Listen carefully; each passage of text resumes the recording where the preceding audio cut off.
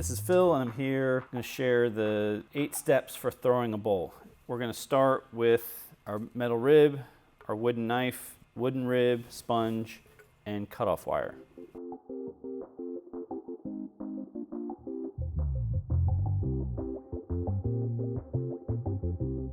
Step 1, center the clay. We need to affix the ball to the wheel head. Make sure there's no powdered clay or material on the wheel head.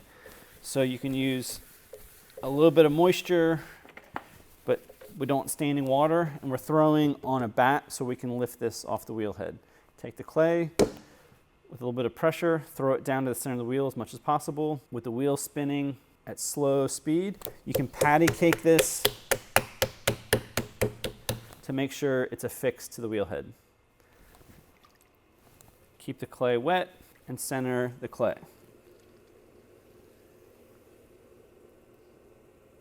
Cone up and compress down.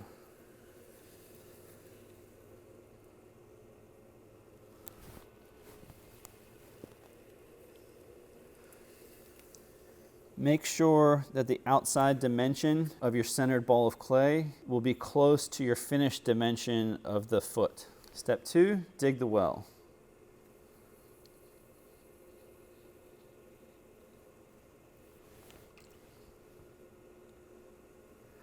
Here you want to leave more clay than a cylinder, so we want about an inch of space.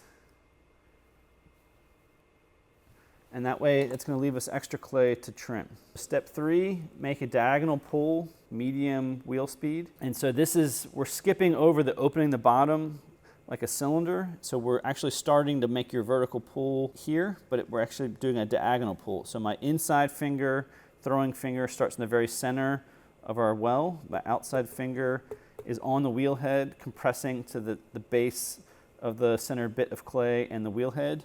And so I'm going to compress my inside finger,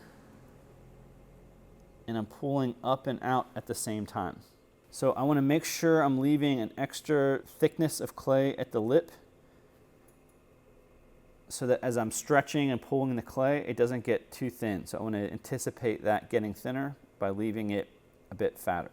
Step 4, repeat step 3 until desired thickness is reached. I want to really make sure as I'm repeating step 3 that I'm maintaining an even transition and curve. And I can do that by rotating my wrist. So as I'm making that diagonal pull, I'm rotating the wrist to get that natural arc.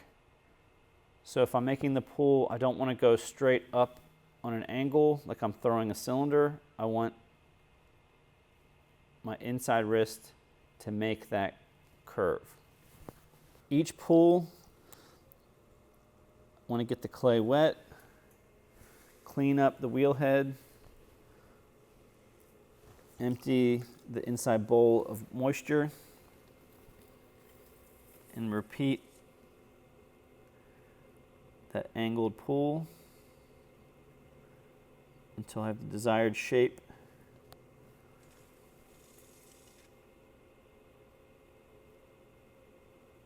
and volume.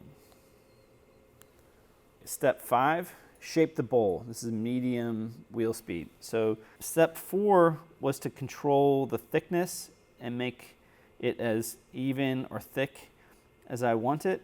But now I can use my hands or a rib to increase volume by stretching, or I can use the rib to smooth and refine the shape. So if I want to hold the rib with my right hand, my left hand under to help support, I'm not pushing, but I'm even pressure with my underside hand and my ribbed hand to shape and refine. And I like to go both from the top down and in,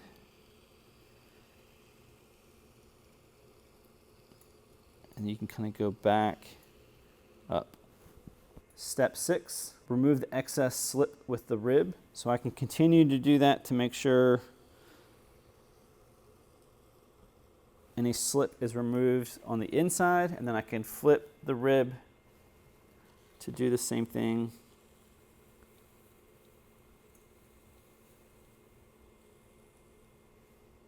with the outside.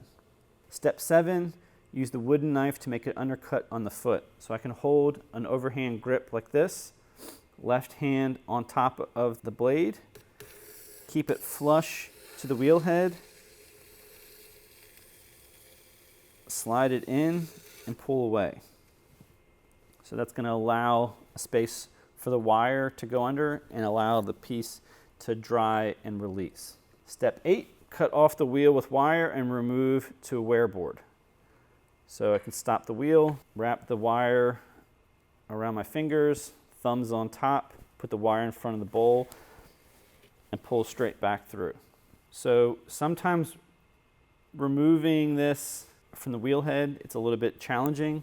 So you can grab your metal rib, slide it underneath, and then I can gently help you remove that from the wheel head. So this can set up for an hour or two, or you can wrap this in plastic, just easily drape it in plastic, put it on your shelf. But as soon as this is dry enough to be able to handle it without warping, you want to put this upside down to finish drying on a wear board. And that's 8 steps of throwing a bowl.